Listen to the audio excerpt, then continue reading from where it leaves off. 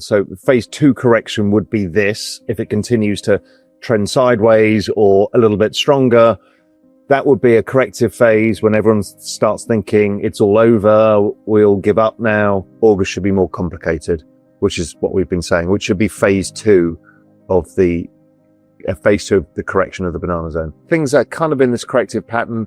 Doesn't look a long-term thing. It looks like it's kind of next week or something like that. Raoul Pal says Bitcoin's dominance is topping out, opening the door for Ethereum and leading altcoins to take the lead.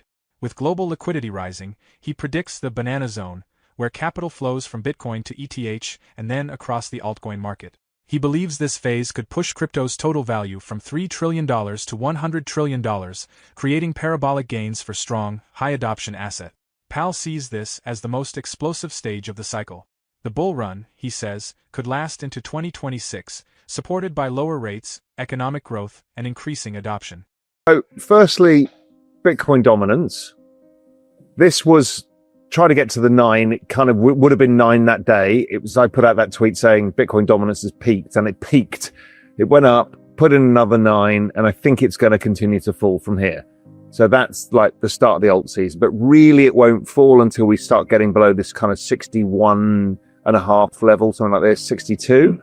If it does that, then the much bigger game is at play, I think, which sets us up for phase 3 of the banana zone. So phase 2 correction would be this. If it continues to trend sideways or a little bit stronger, that would be a corrective phase when everyone starts thinking it's all over, we'll give up now. And then we should get phase 3, which is the final leg in the dollar, potentially a leg lower in rates, and the more speculative frenzy that comes at the last part of it. You see, there's that nice wiggle that it's not uncommon to get a slight correction.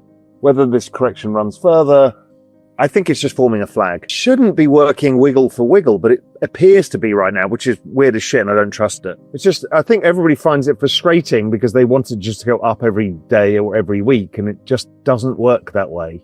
It goes in spurts, and if you miss those opportunities, which is why I don't like ever being out of the market, because you miss it. So that's one that's interesting to me. Solana, again, it's got this 13 like Bitcoin has. Looks like it's a wedge. There was that spike, but generally it was like this inverse head and shoulders. A bit of chopping around here. Next leg will be higher. When that is, whether we need to go a bit lower first. Sui was the kind of same to me. If I actually go to my normal Sui chart, I think this is some sort of flaggy pattern. This is obviously we have to ignore because that spike and down and back up again. But somewhere here is some sort of just corrective pattern like we've seen a million times in the past. Doesn't yet look like it wants to break higher. So I don't know what's chopping the market, but maybe it's just the M2 chart that we looked at before. You know, there's just a bit of chop to be had still, just as everyone starts getting really bullish because everybody's opening one of these new kind of MicroStrategy copies and everything else. So I think that ETH, I've not been using these charts in little for a bit, but ETH just continues to look good from every level. Where's my daily chart? That's the weekly. They're all fucked up because I've not been over here for a bit. There it is. There's that inverse head and shoulders. Yeah, the inverse head and shoulders is a bit all my scaling screwed. It all looks good. I mean, it's just rejected here. Maybe this all comes down, back down to 2,300 or so before then finally making the break. Doesn't feel wildly unlikely. And then because those are doing that, everything's doing the same. I mean, ETH Bitcoin, same. There's like an inverse head and shoulders here.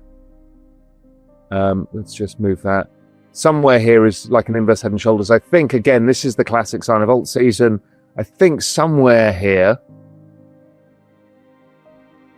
once it breaks this, then we're going back up here. And that'll be the start of something much bigger, I think, finally. And that's the classic sign of some sort of alt season.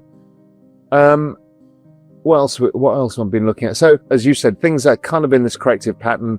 Doesn't look a long-term thing. It looks like it's kind of next week or something like that.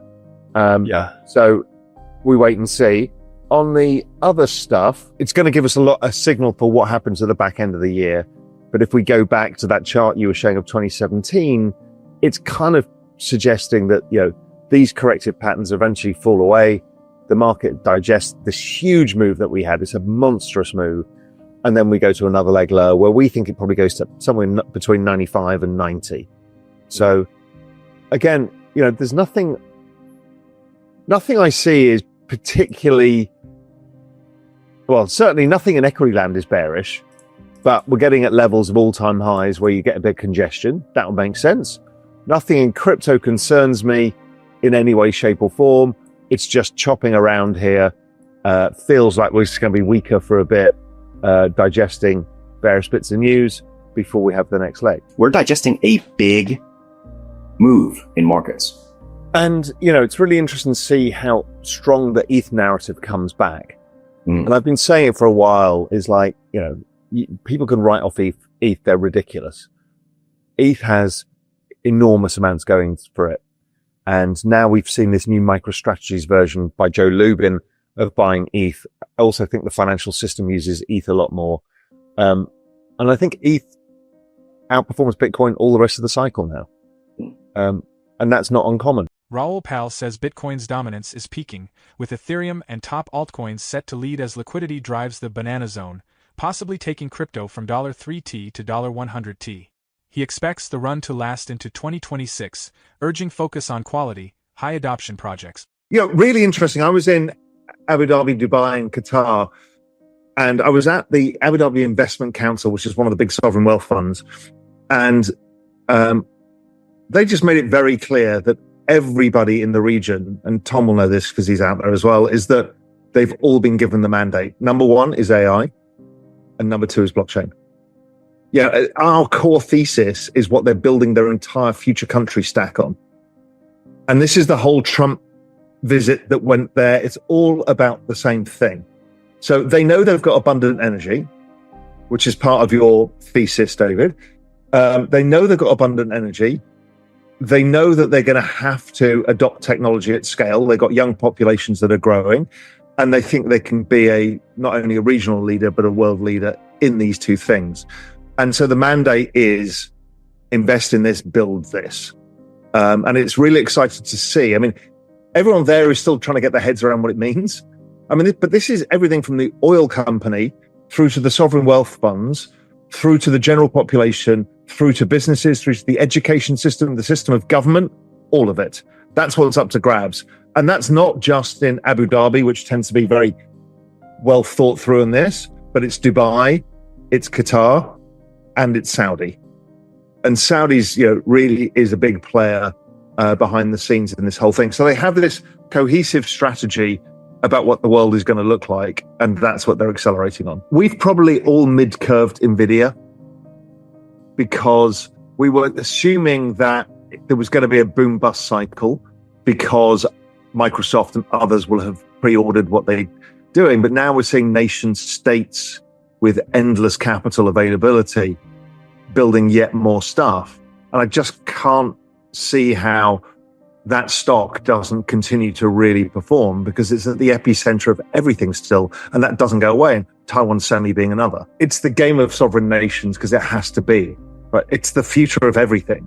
If we saw one preemptive version of this with nuclear technology, in fact stopped large conflicts because you end up scaling this technology and it becomes a way of balancing power. And this is the new power. Right? Intelligence is the new power, is the new nuclear weapon. And you're going to see, what the Middle East is doing is building their own Arabic language versions and everything else. And we're going to see this regionalization of this, as you say. But at the middle of it is a bunch of technologies that is just not going to go away. And again, it's hard to keep your eye on all of the balls at the same time. So like people are like, AR, VR has dropped off people's minds right now, but it won't do because all of this brings yet more compute power and ability within that sector. Robotics is all over my X screen now as more and more of these robots get better and better and better. We're going to see obviously the robo-taxi launch, I think, in Austin, Texas, next month. That's going to be, okay, we've got Waymo, but now we're going to start to see the Tesla rollout. And then soon after that, we're going to start to see a much larger rollout of the robots, which again, nobody's prepared for. They think it's quite amusing. They don't realize they're going to be ubiquitous very fast. Raoul Pal says Bitcoin's dominance is peaking, with Ethereum and altcoins ready to lead as liquidity drives the banana zone, potentially taking crypto from $3T to $100T. He expects the bull run into 2026, fueled by lower rates, growth, and adoption, urging focus on strong, high adoption projects. Will Ethereum outperform Bitcoin this cycle? Which altcoin will dominate the banana zone? Share your thoughts in the comments.